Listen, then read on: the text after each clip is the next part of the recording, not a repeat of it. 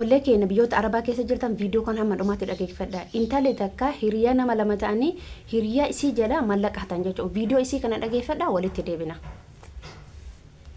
Yaa Oromooti yaa intalli as gubbatti agartan tun akka nama tokkotti osoo walumaan mana tokko waliin jiraannu maallaqa na jalaa hattee anaa rafuu hirriba tina dhiifte maallaqa na jalaa hattee deemtee maqaan ishiidhaa Faaxumaa Hadiir jedhamti. Nabira turte ijoollee arsiiti garuu hanga nabira turtetti ani arsiidha naan jetti dhaloonni kiyya Jimmaa bakki itti guddadhe arsii naan jechuu turte osoo waliin jiraannu maallaqa waan hin qabu na jalaa fuutee hirribatti na dhiiftee deemte intalti amma suuraa asirratti agartan tun immoo viidiyoo ishii tamanni kaameera qabaa viidiyoo yeroo isaan nama lama isaan baan kaameeraan qabe isiniif maxxansinaa jechuu viidiyoo ishii ta kaameeraan waraabe takkasiiti Oromooti assalamu alaykum warahmatullahi wabarakatuh salaamtallee sinin jechuun daganne ummanni amantaa biraatillee nashamaa harka fuunee sinin jecha akkasitti obboleeyyan kiyya sheer godhaa wal biraan naaf gahaa bakka ishiin jirtutti akkanaaf qabamtu naa godhaa na gargaaraan sinin jaawwadhe. Akkuma viidiyoo isii argitanitti obboleettii keenya jala namoota lama ta'anii maallaqa isii walitti qabattee uf biraan teetu jala saaman jechuudha. Kuni maal jechuudha? Namni gizee ammas nyaatu malee kasii yaadu hin jiru. Bineensi siiti ta'ee. Biyya tokko keessatti bineensi namoota wajjin jiraata. Nama amala walii galee. Kennammoo sabni walirratti bineensa ta'a. Ashama harka fuudhanii jirtu akkam nagaa keessan fayyaa keessan jecha. Anillee nagaa kooti alhamdulillah galatti rabbii isin akkam jirtu nagaa jirtu jajjabaattu isiniin jedha. Dhugaa rabbii dubbachuuf ani hedduuta kanatti dhagahame akkamitti hiriyaa nyaatti akkamitti hiriyaa saamti kan jedhutu hedduuta kana gaddisiisa jechuudha. Akkamitti isilleen akkuma isin dadhabdisanitti dadhabdi naman amanin gaafa isiniin jedhu kunoo kana jechuudha. Wantoonni ani lafa kana irratti isinitti dubbachaa ture wantoonni ani isin gorsaa ture naman amanina nama amantee baloo kee jettee jala fiiganii nama amantee bakka akkanumatti jechuudha. Maali wanna irraa amantu amma gizee amma jechuudha. Ka wajjin dhalatamee jechuudha ka wajjin dhalatamee amanamu dadhabe isi alagaa dhise waa lamatu jira. Intalli takka hiriyaa isiitirra mallaqa fuute nama isii beeku jechuudha. Wallahi billahi nama isii beeku. Nama immoo gaaf biyyatti galla isin dhiifne jechuudha intala san jechuudha. Nama intalli kun hiriyaa isiitirraa mallaqa fudhatte. Mallaqa fudhatte nuti akkanumatti yaada malee ani eddoon dhaloota isillee bakka taate. Ila intalli amma mucaa kana jala hatte kun arsiidhaa ofiin jette garuu dhaloonni isii arsii miti beeka yookiin Jimma yookiin walla bakka biyyoota namni bakka dhalate san hin himatu. Gaafa hanna hedu. Biyyuma kana keessattuu namni gaafa hatu namoonni gaafa hatan biyya isaanii himatan gaafa qaban biyya biraa himata bakka biraa himata. Kunillee jechuudha intalli eessa ofii ka hojjetan mana tokko keessa wajjin hojjetan of eeggannoo godha. Birrii ta'e asitti guduunfadhu as keessa kaayadhu dhugaa rabbii isiniin jedha. Namni gisee ammaa sii rafeen bulu. Maaliif akka ta'e bichaan beekuun.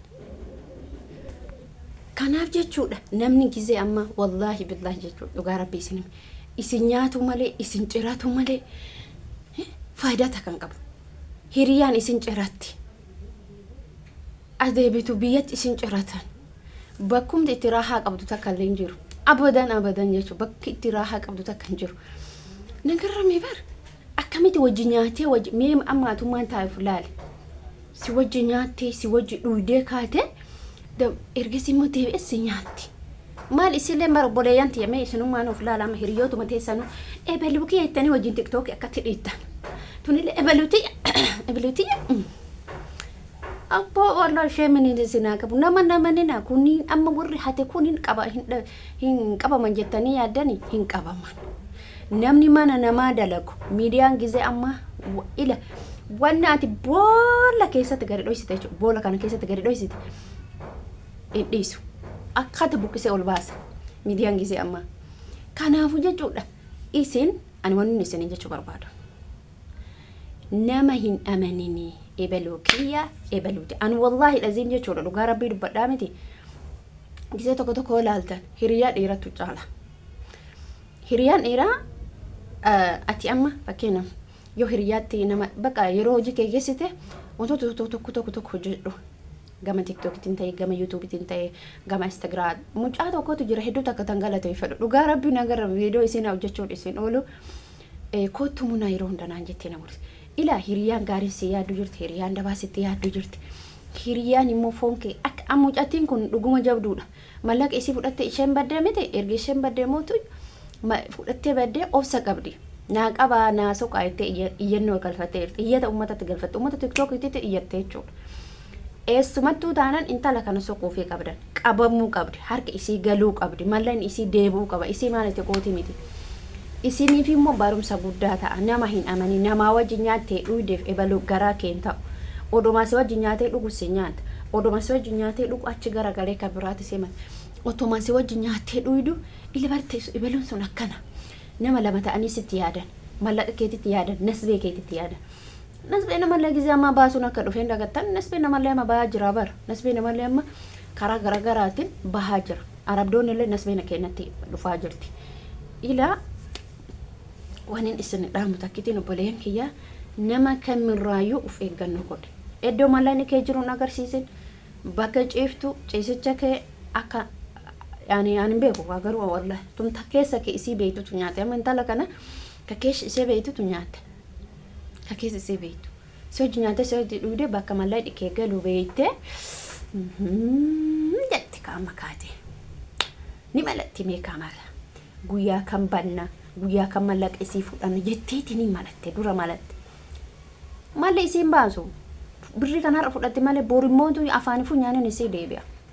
Bakka mana madaamii jirtanitti isinillee akkasumatti taatti isinillee gaafa duraa araaba sitti mi'oofte ibiluutii jettee si jala fiidee bakka mallaqaati kaattu madaamii itti nagaa wajji jiraattu takka bar madaamii wajji jiraattu ani waan naqunname beeka takka madaamii ati nagaa wajji jiraattu faallaa sitti deebifti si inaaftee jechuun sitti inaaftee maaliif dhugaa rabbii isinin jedhaa miti kunu dhugaa rabbii isinin nama laba kottee arfan qabu. Ijaabur qabu selanam nama in amanina rabbi ke amali rabbi ke titichati yo dalagatti dalagote dalagadu iciti ke namatti nimati hiciti malaq baka malaqa ke keetu nama agarsiise wallahi simadu bagara galetinin si idde akka bofaaziti tak godhe idde ka dhukuba lafee keessaa simbaan intali kun yookiin fagaatte naannoo baadiyyaa deemtee dalagatu dandeetti garuu argamuun isiin hafuu beekiga ni argamti haa ta'u malee